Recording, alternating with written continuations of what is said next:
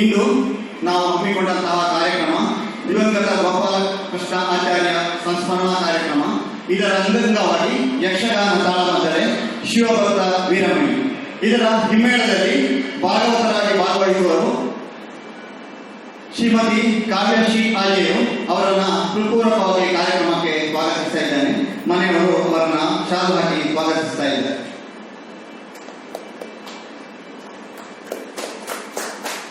ಸ್ವರಭಾರತಿ ಶ್ರೀಮತಿ ಕಾವ್ಯಶ್ರೀ ಆಜೇರು ಅವರಿಗೆ ಸುಸ್ವಾಗತ. ಚೆಂಡೆಯಲ್ಲಿ ಭಾಗವಹಿಸುವರು ಶ್ರೀ ರಾಮ್ ಪ್ರಸಾದ್ ವರ್ಮಾ ಅವರು ತಮ್ಮ ಕೈಚಳಕವನ್ನು ತೋರಿಸಲಿದ್ದಾರೆ. ಅವರಿಗೆ ಸುಸ್ವಾಗತ. ಶ್ರೀ ಹರಿಶ್ಚಂದ್ರ ಅವರು ಅವರನ್ನು ಶಾಲು ಹಾಕಿ ಸ್ವಾಗತಿಸ್ತಾ ಇದ್ದಾರೆ. ಮದ್ದಳೆ ವಾದಕರಾಗಿ ಶ್ರೀ ಶ್ರೀಪತಿ ನಾಯಕ್ ಆಜೇರ್ ಅವರು ತಮ್ಮ ಕೈಚಳಕವನ್ನು ತೋರಿಸಲಿದ್ದಾರೆ. ಅವರನ್ನು ಹೃತ್ಪೂರ್ವಕವಾಗಿ ಸ್ವಾಗತಿಸ್ತಾ ಇದ್ದೇವೆ. ಧನಂಜಯ ಆಚಾರ್ಯ ಅವರು ಶಾಲು ಹಾಕಿ ಅವರನ್ನು ಸ್ವಾಗತಿಸ್ತಾ ಇದ್ದಾರೆ. ಮುಂಬೈನಲ್ಲಿ ವೀರಮಣಿಯಾಗಿ ಶ್ರೀಯುತ ಪಕಳಕುಂಜ ಶ್ಯಾಮ್ ಭಟ್ ಭಾಗವಹಿಸಲಿದ್ದಾರೆ. ಅವರು ವೇದಿಕೆಗೆ ಬರಬೇಕು. ಅವರನ್ನ ಪ್ರೀತಿಪೂರ್ವಕವಾಗಿ ಸ್ವಾಗತಿಸ್ತಾ ಇದ್ದೇವೆ. ಶ್ರೀಯುತ ಹರಿಶ್ಚಂದ್ರ ಆಚಾರ್ಯ ಅವರನ್ನ ಶಾಲು ಹಾಕಿ ಸ್ವಾಗತಿಸ್ತಾ ಇದ್ದಾರೆ.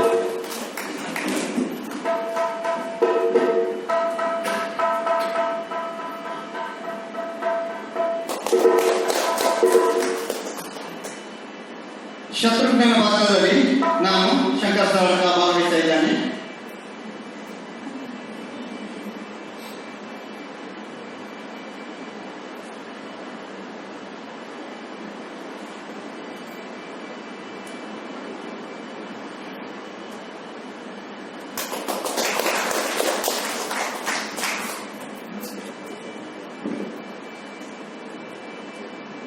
ಹನುಮಂತನ ಪಾತ್ರದಲ್ಲಿ ಶ್ರೀಯುತ ಹರೀಶ್ ಬಳಸಿಮುಗರು ಭಾಗವಹಿಸಲಿದ್ದಾರೆ.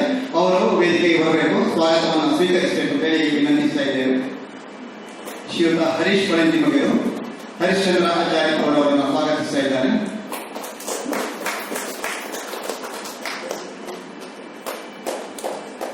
ಈಶ್ವರನ ಪಾತ್ರದಲ್ಲಿ ಭಾಗವಹಿಸಲಿರುವವರು ಶ್ರೀಯುತ ರಾಧಾಕೃಷ್ಣ ಕಲ್ಚಾರ್ ಅವರು ವೇದಿಕೆಗೆ ಬರಬೇಕು.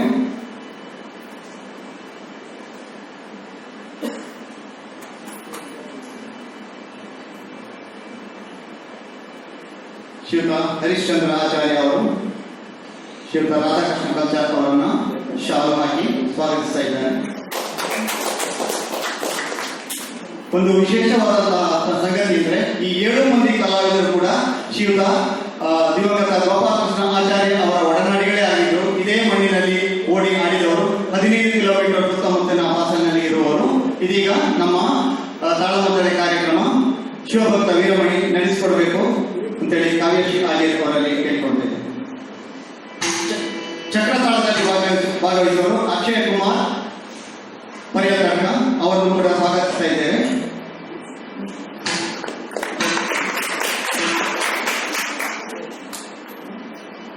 ಇದೀಗ ತಾಳಮದ್ದಳೆ ಶಿವಭಕ್ತ ವೀರಮಣಿ.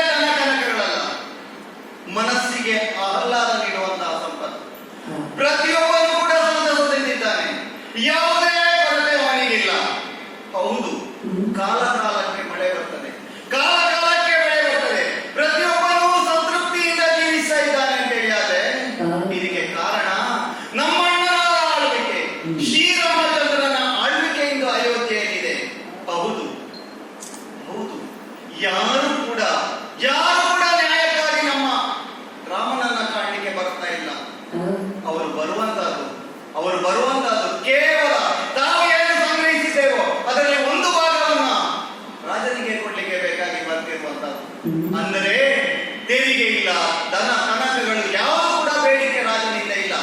ಇಂತಹ ಒಂದು ಅದ್ಭುತವಾದಂತಹ ಸೃಷ್ಟಿಯನ್ನ ಇಂದು ನಮ್ಮ ಶ್ರೀರಾಮಚಂದ್ರ ಅಯೋಧ್ಯೆಯಲ್ಲಿ ಮಾಡಿದ್ದಾನೆ. ಬರುತ್ತಿರುವಂತಹ ಅರಮನೆಗೆ ಕಪ್ಪ ಕಾಣಿಕೆಯಲ್ಲ, ಅವರು ಉಳಿಸಿ ಬೆಳೆಸಿದ್ರಲ್ಲಿ ಯಥಾನ ಶಕ್ತಿಯಾಗಿ ಅಲ್ಪವನ್ನು ಕೊಡ್ತಾರೆ. ಅದರಿಂದಾಗಿ ನಮ್ಮ ಅಣ್ಣನ ಖಜಾನೆ ಅಂದ್ರೆ ನಮ್ಮ ಅಯೋಧ್ಯೆಯ ಖಜಾನೆ ತುಂಬಿದೆ, ಎಲ್ಲಿಯೂ ಸುವ್ಯವಸ್ಥಿತವಾಗಿದೆ. ಹೌದು, ಇವತ್ತು ಅಯೋಧ್ಯೆಯಲ್ಲಿ ಹೇಳುವಂತಹ ವಿಷಯವನ್ನು ಕೇಳಿದ್ದೇನೆ, ಸ್ವರ್ಗವನ್ನೇ ಶ್ರೀರಾಮಚಂದ್ರ ಧರೆಗಿಳಿಸಿದ್ದಾನೆ ಎಂಬುದಾಗಿ. ಹೌದು, ಲಂಕೆಯಿಂದ ರಾಮಣ್ಣ ಹಿಂದಿರುಗಿ ಬಂದಾಗ ಅವನ ವಿಚಿತ್ರವಾದಂತಹ ಪಟ್ಟಾಭಿಷೇಕವನ್ನು ನಾವೆಲ್ಲರೂ ಕೂಡ ಕಂಡಿದ್ದೇವೆ, ಮನದುಂಬಿದ್ದೇವೆ. ಹಾಗೆಯೇ ರಾಮನ ಆಡಳಿತ ಕೂಡ ಇವತ್ತು ಸ್ವರ್ಗವನ್ನೇ ಧರೆಗಿಳಿಸಿದ್ದಾನೆ, ರಾಮರಾಜ್ಯ. ಹೌದು, ಇಲ್ಲಿ ಎಲ್ಲಿ ಅಯೋಧ್ಯೆಯಲ್ಲಿ ಇರುವಂತಹದ್ದು ರಾಮರಾಜ್ಯ. ಹಲವು ವರ್ಷಗಳ ಕಾಲ ಆಳ್ವಿಕೆ ಮಾಡಿದ ನಂತರ ಈ ಸಂತೃಪ್ತಿಯಿಂದ ಇರುವಂತಹ ಜನರು ಎಂದಿಗೂ ಹೇಳುತ್ತಿದ್ದಾರೆ, ರಾಜ ಪ್ರತ್ಯಕ್ಷ ದೇವತಾ ಎನ್ನುವಂತಹದ್ದು ಅಣ್ಣನನ್ನ ಹೊಗಳ್ತಾ ಇರುವಂತಹ ವಿಷಯ. ಹಾಗೆ ಅಣ್ಣನಿಗೆ ಬಂದಂತಹ ಒಂದು ಜಿಜ್ಞಾಸೆ, ರಾವಣನನ್ನು ಕೊಂದ ಕಾರಣ ಬ್ರಹ್ಮಹತ್ಯಾ ದೋಷ ನನಗೆ ತಗಲಿದೆಯೋ ಎನ್ನುವಂತಹದ್ದು. ರಾವಣನನ್ನು ಕೊಂದಂತಹ ಆ ಸಮಯದಲ್ಲಿ ದೇವರು ಬಂದು ಹೇಳಿದ್ರು, ಮುಂದೆ ಒಂದು ದಿನ ಅಶ್ವಮೇಧವನ್ನು ಕೈಗೊಂಡು ಅದರಿಂದಾಗಿ ಬ್ರಹ್ಮಹತ್ಯಾ ದೋಷ ಹೊರಟು ಹೋಗುತ್ತದೆ ಎಂಬುದಾಗಿ. ಈಗ ಅಣ್ಣನಿಗೆ ಅದು ನೆನಪಾಯಿತು. ಯಾಗ ಶಾಲೆಯನ್ನ ಸಜ್ಜಿತಗೊಳಿಸಿ ನಮ್ಮ ಕುಲಗುರು ವಸಿಷ್ಠರ ಆಣತಿಯಂತೆ ಅಶ್ವಮೇಧ ಯಾಗದ ದೀಕ್ಷೆಯನ್ನ ನಮ್ಮಣ್ಣ ಕೈಗೊಂಡಿದ್ದಾನೆ. ಹಾಗೆ ಕುದುರೆಯನ್ನು ಸಜ್ಜಿತಗೊಳಿಸಿ ಗಂಧ ಸ್ನಾನಗಳಿಂದ ಪೂಸಿ ಅದನ್ನು ಮುಂದಕ್ಕೆ ಇಡುವಾಗ ಬಂದಂತಹ ಒಂದು ಜಿಜ್ಞಾಸೆ ಅಣ್ಣನಿಗೆ, ಸೇನಾಧಿಪತ್ಯವನ್ನು ಯಾರಿಗೆ ವಹಿಸುವುದು? 1 ವರ್ಷಗಳ ಪರ್ಯಂತ ಅದು ಸುತ್ತಿ ಬರುವಾಗ ಅದಕ್ಕೆ ಒಬ್ಬ ದಂಡನಾಯಕ ಬೇಕು, ನಮ್ಮ ಕುದುರೆಯ ಬೆಂಗಾವಲಿಗಾಗಿ ಹೋಗುವಂತಹ ವ್ಯಕ್ತಿ ಬೇಕು. ಯಾರು ಅಂತೇಳಿ ಅಣ್ಣ ವಿಡಿಯೋವನ್ನು ಹೇಳಿ ನನ್ನಂತ ಕುಡಿ ನೋಟ ನೋಡಿದಾಗ ಒಂದು ಹೆಜ್ಜೆ ಮುಂದೆ ಬಂದೆ ನಾನು. ಯಾಕೆ? ನನ್ನ ಮನಸ್ಸಿನಲ್ಲಿ ಒಂದು ಕೊರತೆ ಇತ್ತು, ಈ ಶತ್ರುಘ್ನನ ಮನಸ್ಸಿನಲ್ಲಿ ಒಂದು ಕೊರತೆ ಇತ್ತು. ರಾಮ ಸೇವೆಯ ಸೌಭಾಗ್ಯ ನನಗೆ ಒದಗಲಿಲ್ಲ ಎನ್ನುವಂಥದ್ದು. ಪಿತೃವಾಕ್ಯ ಪರಿಪಾಲನಾರ್ಥವಾಗಿ ನಮ್ಮ ರಾಮ ಗಾಡಿಗೆ ಹೊರಟು ನಿಂತಾಗ ಲಕ್ಷ್ಮಣ, ಅಣ್ಣ ನಾನು ನಿನ್ನ ಹಿಂದೆಯೇ ಬರ್ತೇನೆ, ನಿನ್ನ ಪಾದ ಸೇವೆಯ ಸೌಭಾಗ್ಯ ನನಗೆ ಕೊಡು ಅಂತೇಳಿ ವಿನಂತಿಸಿದ. ಅಣ್ಣ ಬೇಡ ಅನ್ನಲಿಲ್ಲ. ಹಾಗೆ ಸೀತಾದೇವಿ ಕೂಡ ಪತಿ ಇರುವಲ್ಲೇ ಪತ್ನಿ ಇರುವುದು ಪತಿವ್ರತೆಯ ಧರ್ಮ ಎಂಬುದಾಗಿ ಹೇಳಿ ಅವಳು ಕೂಡ ರಾಮ ಪಾದ ಸೇವೆಗಾಗಿ ಮುಂದೊತ್ತಿ ಹೋದಳು. ಚಿತ್ರಕೂಟ ಪರ್ವತದ ಶ್ರೇಣಿಯಲ್ಲಿ ತಲುಪಿಯಾಗುವಾಗ ಭರತ ಓಡಾಡಿ ಬಂದ. ಅಯೋಧ್ಯೆಯ ಪಟ್ಟ ನನಗೆ ಬೇಕಿಲ್ಲ ಅಣ್ಣ, ಅಯೋಧ್ಯೆಯ ಆಡಳಿತವನ್ನು ನಿನ್ನ ಕಾರಣಕ್ಕೆ ಸಮರ್ಪಿಸ್ತಾ ಇದ್ದೇನೆ, ಹಿಂದಿರುಗಿ ಬಾ ಎಂದ. ಒಲ್ಲದ ರಾಮ, ನೀನು ಹೋಗುವ ಅಯೋಧ್ಯೆಯಲ್ಲಿ ಆಡಳಿತ ನಡೆಸು ಎಂಬುದಾಗಿ ಹೇಳಿದ. ಅದು ಭರತ ಒಲ್ಲದಾಗ ಪಾದುಕೆಯನ್ನ ಕೇಳಿದಾಗ ಪಾದುಕೆಯನ್ನ ನೀಡಿ ನನ್ನ ಪ್ರತಿನಿಧಿಯಾಗಿ ಅಲ್ಲಿ ಆಡು ಎಂಬುದಾಗಿ ಹೇಳಿದ. ಹಾಗೆಯೇ ಪಾದುಕೆಯನ್ನು ತಂದು ಭರತ ಪಾದುಕೆಯ ಸೇವೆ ಮಾಡುತ್ತಾ ಆಡಳಿತವನ್ನು ಮಾಡಿದ. ಲಕ್ಷ್ಮಣನಿಗೆ ಪಾದ ಸೇವೆಯ ಸೌಭಾಗ್ಯ, ಭರತನಿಗೆ ಪಾದುಕಾ ಸೇವೆಯ ಸೌಭಾಗ್ಯ. ಹಾಗೆಯೇ ನಾನು ಮುಂದೆ ಅಡಿ ಇಟ್ಟವನು ಅಣ್ಣನಲ್ಲಿ ಕೇಳಿದೆ, ಅಣ್ಣ ಈ ಶ್ರೀರಾಮ ಸೇನೆಯ ಸೌಭಾಗ್ಯ ನನಗೆ ಒದಗಿಸು ಎಂಬುದಾಗಿ. ನನ್ನ ಮನಸ್ಸಿನಲ್ಲಿರುವಂತಹ ಕೊರತೆ ನನಗೆ ವೇದ್ಯವಾಗಿದೆ. ನನಗೆ ಬೆನ್ನು ತಟ್ಟಿ ನೀನು ಕುದುರೆ ಬೆಂಗಾವಲಿಗಾಗಿ ಮುಂದೆ ಹೋಗುವ ಸೈನ್ಯವನ್ನ ಕಳಿಸ್ತೇನೆ ಎಂಬುದಾಗಿ ಹೇಳಿದ. ಜೊತೆಗೆ ಅನುಭವಿಯಾದಂತಹ ಹನುಮಂತನನ್ನು ಕೂಡ ನನ್ನ ಜೊತೆಗೆ ಕಳಿಸಿಕೊಟ್ಟಿದ್ದಾನೆ. ಅದು ಸಾಲದು ಎನ್ನುವ ಹಾಗೆ ಭರತ ಕುಮಾರನಾದಂತಹ ಪುಷ್ಕಳನ ಜೊತೆಗೆ ಇದ್ದಾನೆ. ನೋಡಿ ಅಣ್ಣನ ದೂರಾಲೋಚನೆ ಎಷ್ಟು ಮುಂದಿದೆ ಎಂಬುದಾಗಿ. ಹಳೆಯ ವಿಚಾರಗಳು, ಇತರ ವಿಚಾರಗಳು ಅನುಭವ ಇರುವಂತಹ ಹನುಮಂತ ಒಂದು ಕಡೆ, ಹೊಸ ವಿಷಯಗಳ ಅರಿವಾಗಬೇಕು. ಇವತ್ತು ಯುದ್ಧ ತಂತ್ರಗಳು ಇದೆಲ್ಲ ನಮಗೆ ತಿಳಿಬೇಕು ಎನ್ನುವಂತಹ ದೃಷ್ಟಿಯಿಂದ ಪುಷ್ಕಳನನ್ನು ಕೂಡ ಕರೆಸಿಕೊಟ್ಟಿದ್ದಾನೆ. ಹೌದು, ನೋಡಿ ಅಲ್ಲಿ ಕಾಣುತ್ತಿರುವಂತಹ ಮರ, ಹಳೆ ಬೇರು, ಹೊಸ ಚಿಗುರು ನೋಡಿ ಎಷ್ಟು ಚೆನ್ನಾಗಿ ನಳಿಸ್ತಾ ಇದೆ. ಹಾಗೆಯೇ ನಮ್ಮ ಸೈನ್ಯ ಇಂದು ಹಳಬರ ಅನುಭವ, ಹೊಸಬರ ಉತ್ಸಾಹ ಇದರಿಂದ ತುಂಬಿ ತೊಳಗುತ್ತಾ ಇದೆ. ನನಗೆ ಈ ಸೇವೆಯ ಸೌಭಾಗ್ಯ ಸಿಕ್ಕಿದ ಕಾರಣ ನಾನು ಬಹಳ ಸಂತಸದಿಂದ್ದೇನೆ. ಉತ್ಸಾಹದಿಂದ ಮುನ್ನುಗ್ಗುತ್ತಾ ಬರ್ತಾ ಇದ್ದೇವೆ. ಬಂದಾಗ ಎಲ್ಲಿಗೆ ತಲುಪಿದ್ದು ನಾವು?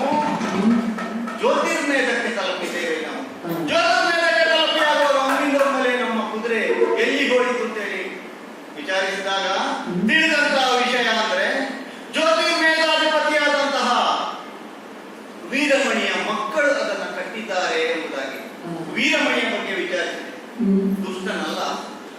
ಸಾತ್ವಿಕ, ಪ್ರಜೆಗಳನ್ನು ತನ್ನ ಮಕ್ಕಳಂತೆ ಪಾಲಿಸಿದವ. ಪ್ರಜೆಗಳು ರಾಜನಲ್ಲಿ ದೇವತೆಗಳನ್ನ ಕಂಡಿದ್ದಾರೆ ಇಲ್ಲಿ. ಹಾಗಾದರೆ ದುಷ್ಟನಲ್ಲ, ಕ್ಷತ್ರಿಯನವನು ನಮಗೆ ಸಮಾನರು ಎನ್ನುವ ರೀತಿಯಲ್ಲಿ ನಾವು ನೋಡಿದ್ದೇವೆ. ಹಾಗಿರುವಾಗ ನೇರವಾಗಿ ಅದೇ ಸೈನಿಕರು ನೋಡ್ತಾ ಇದ್ದಾರಲ್ಲ, ಕತ್ತಿ ಎತ್ತಿ ಮುಂದೋಗೋಣ ಎಂಬುದಾಗಿ ಹೇಳ್ತಾ ಇದ್ದಾರೆ. ನಾನು ತಡೆದು ನಿಲ್ಲಿಸಿದ್ದೇನೆ ಅವರನ್ನು. ಯಾಕೆ? ಹೀನ ವಂಶದ ಉಪಧರ್ಮ ಇದೆಯಲ್ಲ, ನಮ್ಮನ್ನ ಹಾಕಿಕೊಟ್ಟ ಪಥ ಇದೆಯಲ್ಲ, ಹೀಗೆ ಸಂಗ್ರಾಮವೋ ಎನ್ನುವಂತ ಜಿಜ್ಞಾಸೆ ನನ್ನಲ್ಲಿ ಮೂಡ್ತಾ ಉಂಟು.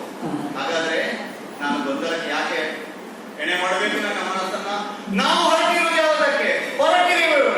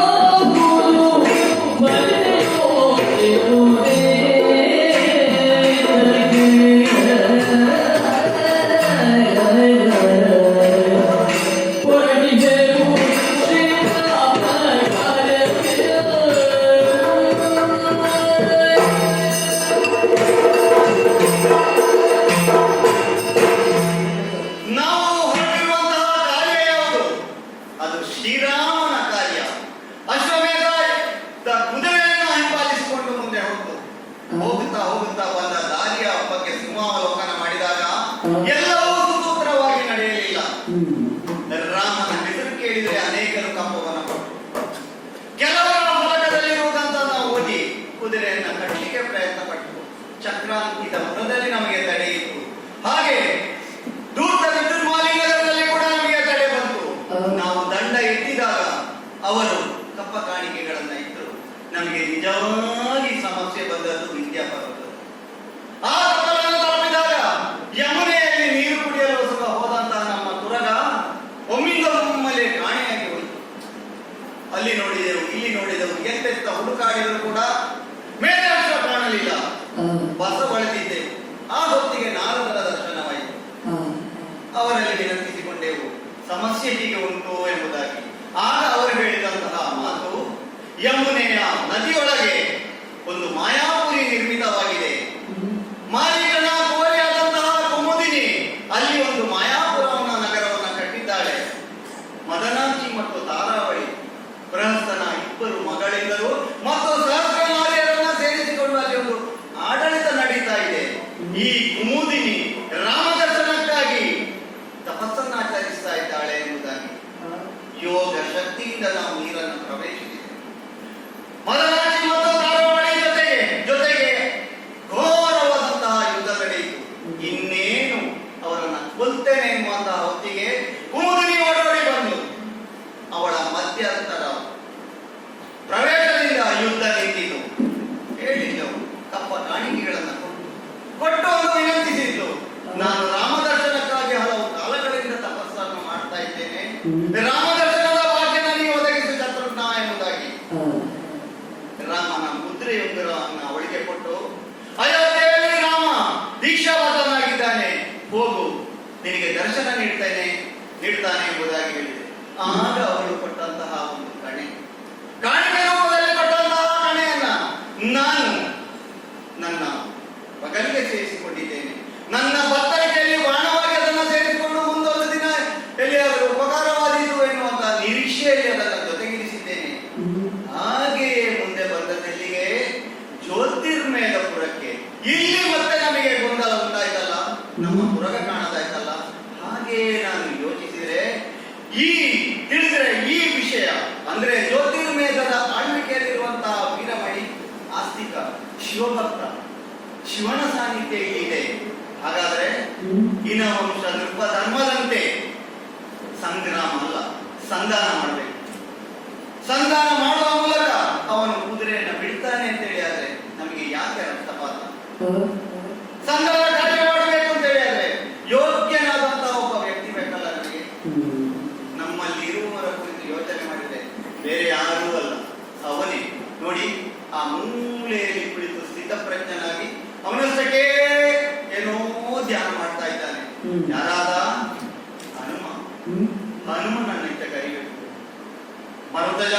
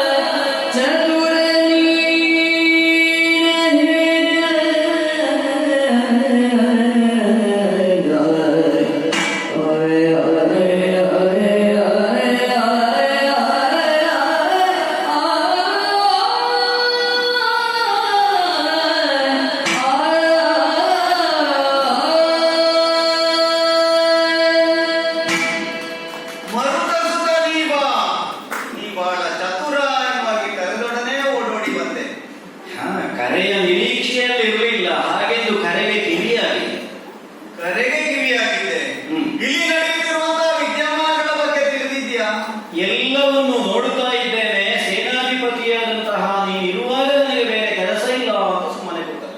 ಆಹಾ, ಇಲ್ಲಿ ನಡೆಯುವಂತಹ ವಿದ್ಯಮಾನ ನಾವು ಬಂದದ್ದು ಯಾಕೆ ಎನ್ನುವಂತಹ ಹೊಣೆಗಾರಿಕೆ ತಿಳಿದೇ ಇದೆ ಎಲ್ಲರಿಗೆ. ಹೌದಲ್ಲ? ನಮ್ಮ ತುರಗ ಇಲ್ಲಿ ಕಾಣ್ತಾ ಇದೆ ತುರಗ. ಅಲ್ಲ, ಕಂಡ್ರು ಕಾಣದಿದ್ದು ನನಗೂ ಹೊಣೆ ಇಲ್ಲ ಅಲ್ಲ. ಆಹಾ, ನೀನು ಕೆಲವು ಗೊಡವೆಯಲ್ಲೇ ಇರುವುದಿಲ್ಲ. ರಾಮನಾಮವನ್ನು ಜಪಿಸ್ತಾ ಇರುವಂತಹ ಹೊತ್ತಿಗೆ ಪ್ರಪಂಚದಲ್ಲಿ ಏನಾಗ್ತದೆ ಎನ್ನುವಂತಹದ್ದೇ. ಅಂದ್ರೆ ನಮ್ಮಲ್ಲಿ ಹೇಗೆ ಗೊತ್ತಾ? ಹೇಗೆ? ನಮ್ಮ ದೇವರು ಹೊರಡುವಾಗಲೇ ಹೇಳಿದ್ದ ಹಾಗೆ ಶತ್ರು ಹಾಗೆ ಸೇನಾಧಿಪತ್ಯವನ್ನಿತ್ತು ಮಾರುತಿ ಪುಷ್ಕಳಾದ್ಯರು ಬೆಂಬಲಕ್ಕೆ ಹೋಗಿ ಅಂತ. ಓಹೋ, ಹಾಗೆ ಮುಂದೆ ನಿಂತು ಕೆಲಸ ಮಾಡ್ಲಿಕ್ಕೆ ನೀನು, ನಾವು ಹಿಂದೆ ನನ್ನನ್ನೇ ನೋಡ್ತಾ ಇದ್ದೀವಿ, ಕುದುರೆಯನ್ನ ನೋಡುವುದಲ್ಲ ನೀನು.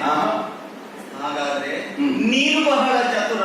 ಅದಕ್ಕೆ ಮೊದಲಾಗಿ ಹೇಳಿದ್ದು, ನೀನು ಅಣುವೂ ಆಗಬಲ್ಲೆ, ಆಕಾಶದೆತ್ತರವೂ ಬೆಳೆಯಬಲ್ಲೆ. ಎಲ್ಲ ನಮ್ಮ ದೇವರು ಕೊಟ್ಟ ವರ, ಅವನ ಮಹಿಮೆ ಅಂತ ಹೇಳಿದವರು. ಮತ್ತೆ ನಿನ್ನ ಬಗ್ಗೆ ಹೇಳಬೇಕು ಅಂತ ಹೇಳಿ ಆದ್ರೆ ನನಗೀಗ ಸಮಯ ಸಾಕಾಗಲಿಕ್ಕಿಲ್ಲ. ಬೇಡ, ಅಷ್ಟು ಚತುರ ನೀನು. ನೀನು ಮಾಡಿದಂತಹ ಕೆಲಸ ಅಷ್ಟಿದೆ.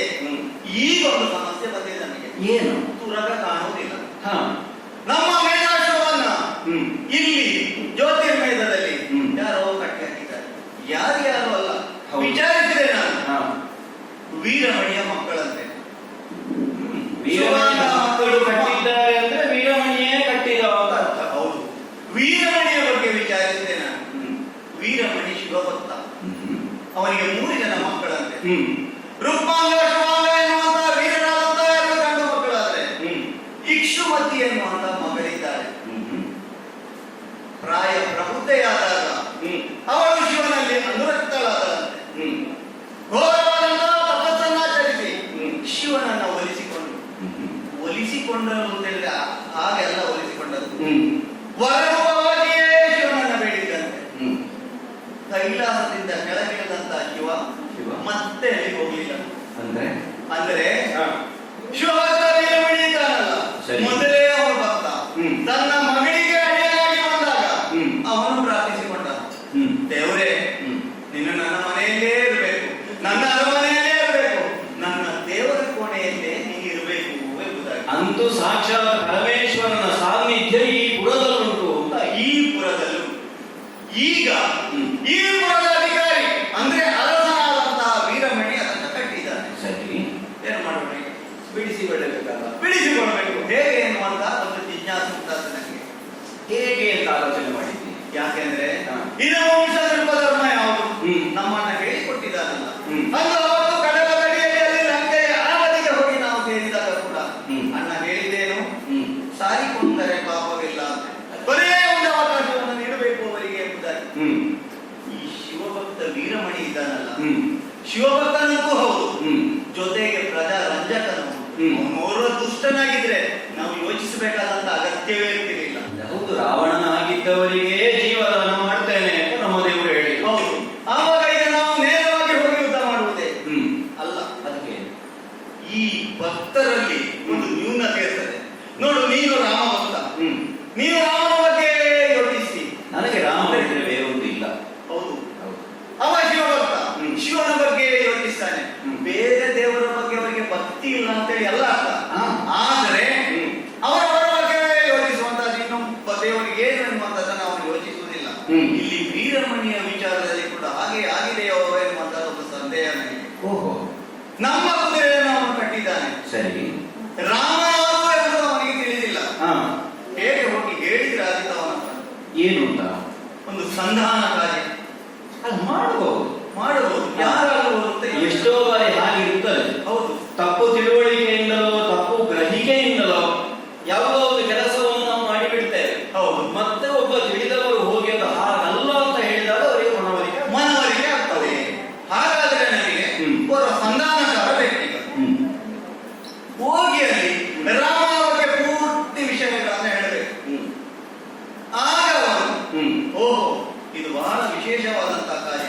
ಅಂದ್ರೆ ಅಶ್ವಮೇಧದ ಕಾರಣ, ಕರ್ಮ, ಕರ್ತೃ ಇದರ ಬಗ್ಗೆ ಅವನಿಗೆ ಸವಿವರಗಳನ್ನು ನೀಡಬೇಕು. ಹ್ಮ್ ಯಾರಾಗುವುದು ನಮ್ಮ ಪಕ್ಷದಲ್ಲಿ ಮಾತಾಡ್ಲಿಕ್ಕೆ ಎಷ್ಟು ಜನ ಹೋಗಿಲ್ಲ ಅಲ್ಲ, ಅಲ್ಲ, ಈ ಕೆಲವು ಪಕ್ಷಗಳಲ್ಲಿ ಮಾತಾಡ್ಲಿಕ್ಕೆ ಇರುವುದಿಲ್ಲ, ಕೆಲಸ ಏನು ಮಾಡುವುದಿಲ್ಲ.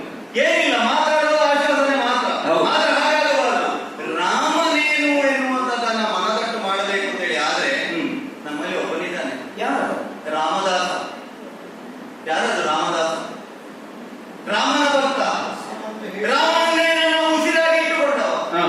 ಇನ್ನು ನಿನಗೆ ಅರ್ಥ ಆಗಲಿಲ್ಲ.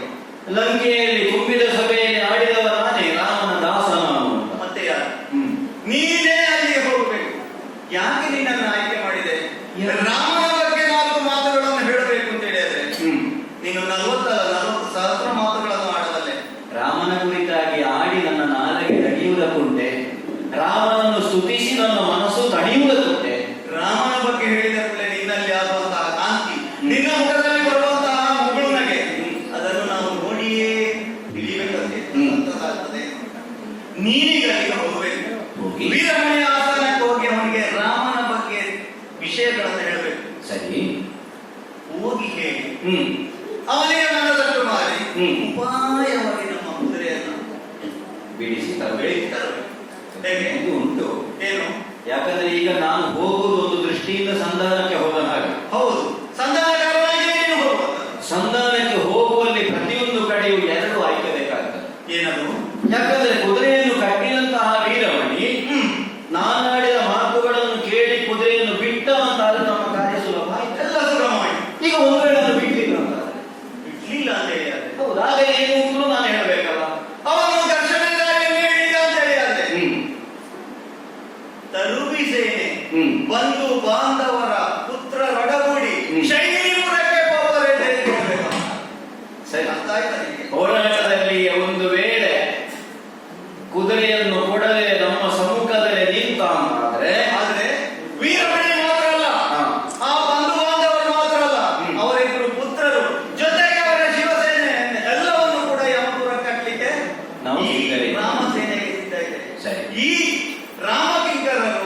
ಆ ಶಿವಕಿಂಕರರಿಗೆ ಹ್ಮ್. ಯಮಕಿಂಕರಾಗ್ತಾರೆ ಅನ್ನುವಂಥದ್ದನ್ನು ಅವರಿಗೆ ಹೇಳಬೇಕು. ಹಾಗೆ ದೂರಕ್ಕೆ ವೀರ್ಯವನ್ನು ಕೊಟ್ಟೇ ಬರಬೇಕು. ಇಷ್ಟನ್ನು ಸ್ಪಷ್ಟವಾಗಿ ನೀನು ಆಡಿದ ಮೇಲೆ ಹಾ. ಮತ್ತೆ ನಾನು ಯಾಕೆ ತಡ ಮಾಡಬೇಕು? ಹೌದು. ಈ ಕಾರ್ಯವನ್ನು ಒಪ್ಪಿ ಹ್ಮ್. ಅಷ್ಟೂ ಅಂತ ಆಡಿದೆ. ಆ?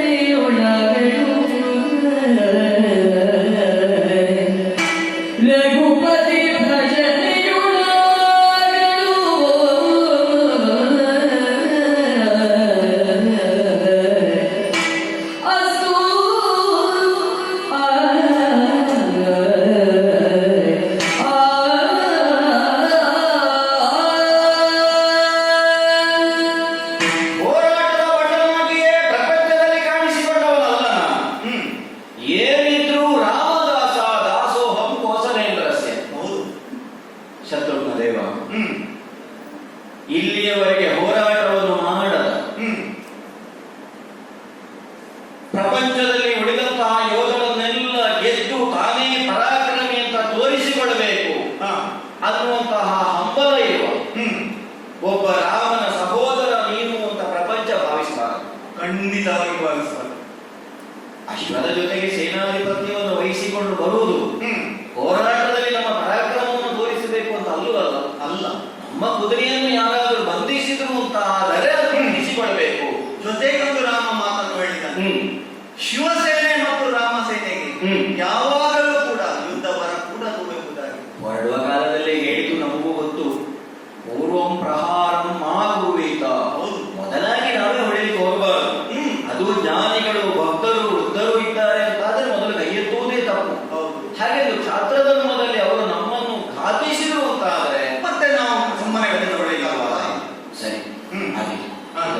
ನಿನ್ನ ಮಾತಿಗೆ ಮನ್ನಣೆಯನ್ನು ಕೊಟ್ಟು ಹ್ಮ್. ರಾಮ ಧ್ಯಾನವನ್ನೇ ಮಾಡುತ್ತಾ ನೇರವಾಗಿ ವೀರಮಣಿ ಆಸ್ಥಾನಕ್ಕೆ ಸಾಗ್ತೇನೆ. ಒಂದು ವಿಷಯ ನೆನಪಿಸ್ತೇನೆ. ಯಾವುದು? ನೀನು ವಜ್ರದೇವಿ. ಹಾ. ಹಾಗೆ ಅವನು ಕೆಣಕುವ ಮಾತುಗಳನ್ನು ಆಡ್ಲಿಕ್ಕೂ ಸಾಧ್ಯ. ಆಗ ನಿನ್ನ ವಜ್ರ ಮುಷ್ಟಿ ಬಿಗಿಯಾಗಕೂಡದು. ಸರಿ. ನೆನಪಿಟ್ಟುವ. ಯಾಕಂದ್ರೆ ಹೊರಟದ್ದು ಸಂಧಾನಕ್ಕೆ. ಹಾ. ಯಾವ ಕಾರಣಕ್ಕೂ ಹಿಂದೆ ಅಂಗದ ಹೇಗೆ ರಾವಣನ ಸಭೆಯಲ್ಲಿ ಮಾಡಿದನು ಹಾ. ಅಂತಹ ವ್ಯವಹಾರವನ್ನು ನಾನು ವೀರಮಣಿಯ ಮುಂಭಾಗದಲ್ಲಿ ಮಾಡಲಾರೆ. ಆದಷ್ಟು ಬೇಗನೆ ಹೋಗಿ ಬರ್ತೇನೆ. ಹೋಗಿ ಬರ್ತೇನೆ. ಆಗ ನಿನ್ನ ನಿರೀಕ್ಷೆ ಇರ್ತೇವೆ. ಹಾಗೆ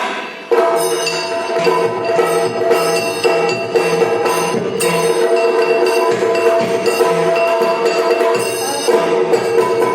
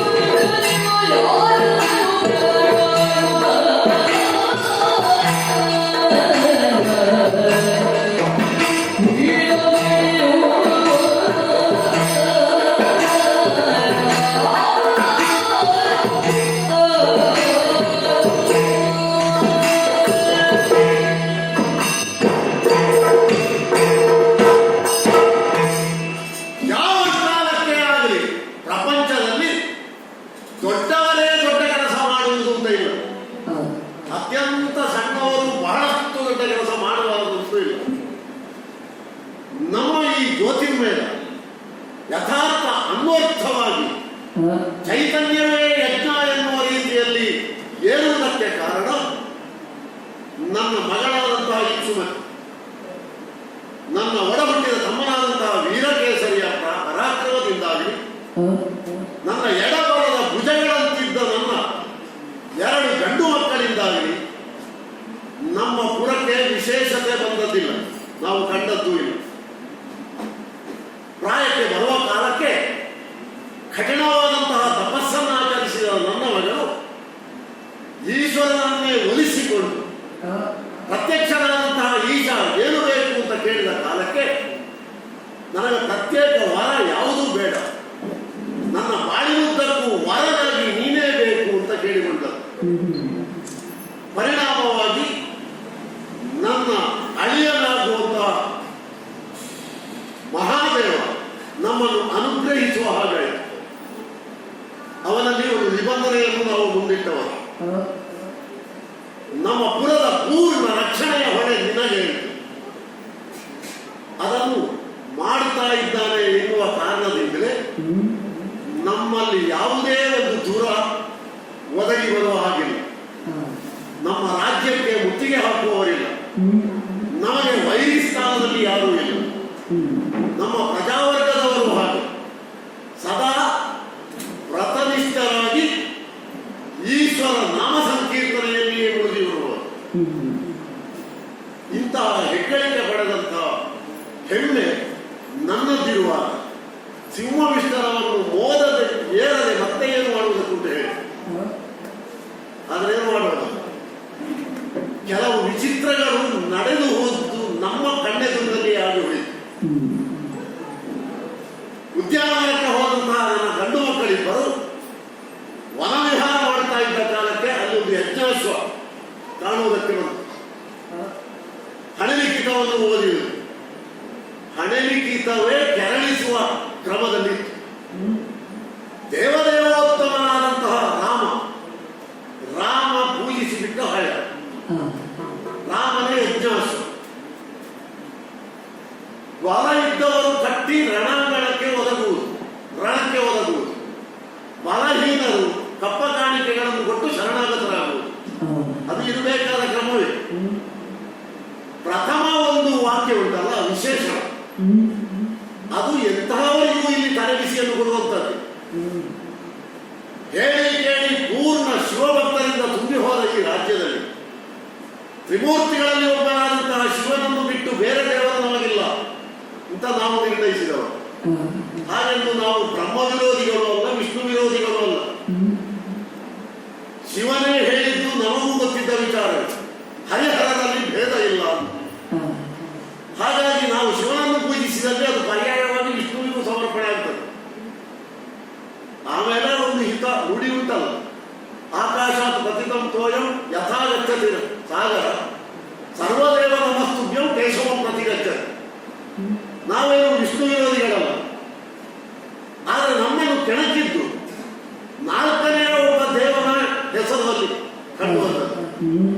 ದೇವದೇವೋತ್ತಮನಾದಂತಹ ರಾಮ ಪೂಜಿಸಿ ಬಿಟ್ಟ ಭಯ,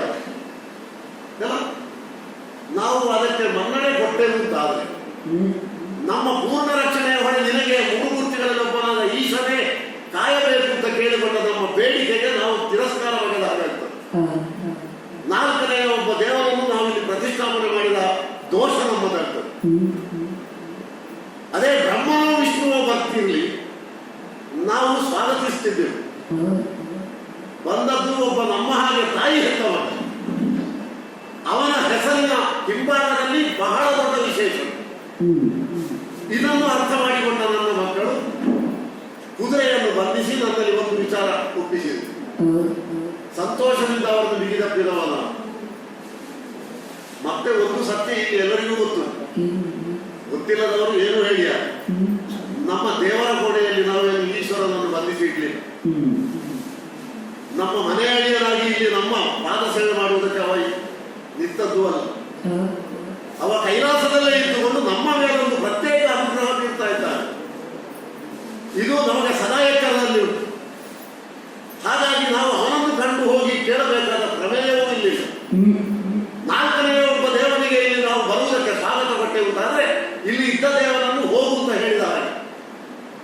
ಈ ತೀರ್ಮಾನಕ್ಕೆ ಬದ್ಧರಾಗಿ ಹಯವನ್ನು ಬಂಧಿಸಿದ್ದೇವೆ.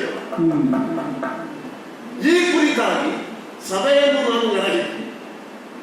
ಇಷ್ಟು ಕಾಲ ಇಲ್ಲಿ ದುರಾಸ ನಡೆದದ್ದಿಲ್ಲ. ಇನ್ನು ಮುಂದೆ ನಡೆಯುತ್ತದೋ ನಮಗೂ ಗೊತ್ತಿಲ್ಲ. ಈಗ ನಡೆಯಲ್ಪಡುವ ಈ ಒಂದು ದೂರ ಇದರ ಬಗ್ಗೆ ವಿಚಾರ ವಿನಿಮಯ ಆಗಬೇಕು ಅಂತ ಸಭೆಯನ್ನು ಸೇರಿಸಿದರೆ ಸಭಾ ಮರ್ಯಾದೆಗೆ ಸಂಬಂಧಿಸಿದ ಎಲ್ಲರೂ ಅದನ್ನು ಅಂಗೀಕರಿಸಿಕೊಂಡು ಉಪಸ್ಥಿತರಿದ್ದಾರೆ. ಕೇಳಿ ಬಂತು ಹೊರಬದಿಯಿಂದ ಭಜನೆಯನ್ನು ಕೇಳುವಾಗ ನಮಗೂ ಸಂತೋಷ ಆಯಿತು. ಭಜನೆ ಹಾಡುವವರು ಯಾರು ಎನ್ನುವುದು ನಮಗೆ ಮುಖ್ಯ ಅಲ್ಲ. ಭಜನೆಯಲ್ಲಿರುವಂತಹ ದೇವ ಸಂಬಂಧವಾದ ಹೆಸರು ಯಾವುದು ಅಂತ ನಮಗೆ ಅಗತ್ಯ ಇಲ್ಲ. ಯಾವ ನಾಮ ಹಾಡಿದ್ರು ಅದು ದೇವರಿಗೆ ಸಮರ್ಪಣೆ ಅಂತ. ಭಜನೆ ಒಮ್ಮೆಲೆ ತಟಸ್ಥ ಆಯಿತು. ನಮ್ಮ ಹೆಬ್ಬಾಗಿಲಿನ ಬದಿಯಲ್ಲಿ ತಿರುಗಿ ನೋಡುವಾಗ ಒಬ್ಬ ಮಂಗನ ಪ್ರವೇಶ ಆಯಿತು. ಅದು ಒಬ್ಬ ಅಂತ ನಾನು ಹೇಳುವ ಹಾಗೆ ಅವರ ವೇಷಭೂಷಣವೇ ನನ್ನನ್ನು ಮಾಡಿತು. ಒಂದು ಮಂಗ ಅಂತ ನಾನು ಹೇಳುತ್ತಿದ್ದನೋ ಏನೋ. ಮಂಗ ಹೌದು, ದೇಹಾಕಾರದಲ್ಲಿ ನಾವು ಕಾಣುವ ಹಾಗೆ ಉಂಟು. ಹಾಗೆಂದು ಸಂಸ್ಕಾರ ಸ್ವಲ್ಪ ಉಂಟು ಅಂತ ತೋರಿಸಿಕೊಡ್ತಾ ಉಂಟು. ಇವನೇ ಭಜನೆ ಹಾಡಿದ್ದು ಎನ್ನುವುದು ಸ್ಪಷ್ಟವೇ. ಇವನನ್ನು ಕಾಣುವಾಗ ಭಜನೆ ನಿಂತಿದೆ. ಮಾನ ಮುಚ್ಚುವ ಉಡುಪು ಉಂಟು, ಚಿರಸ್ತ್ರಾಣ ಉಂಟು, ಯೋಗ್ಯತೆ ಉಂಟು ಎನ್ನುವುದನ್ನು ತೋರಿಸಿಕೊಡುವ ಕ್ರಮ ಉಂಟು. ಹಾಗಾಗಿ ಬಂದ ಇವ ಅಂತ ನಾನು ಹೇಳುವ ಹಾಗಾದ್ರೆ ಯಾರು ಅಂತ ಅರ್ಥ ಆಗಿಲ್ಲ. ನಮಗೆ ಆಶ್ಚರ್ಯ ಆಗುವ ಕಾರಣ ಸ್ವಲ್ಪ ಹೊತ್ತು ಆಲೋಚನೆಗೆ ಅಂತ ನಾನು ತಟಸ್ಥನಾಗಬೇಕಾಗಿ ನೋಡೋಣ.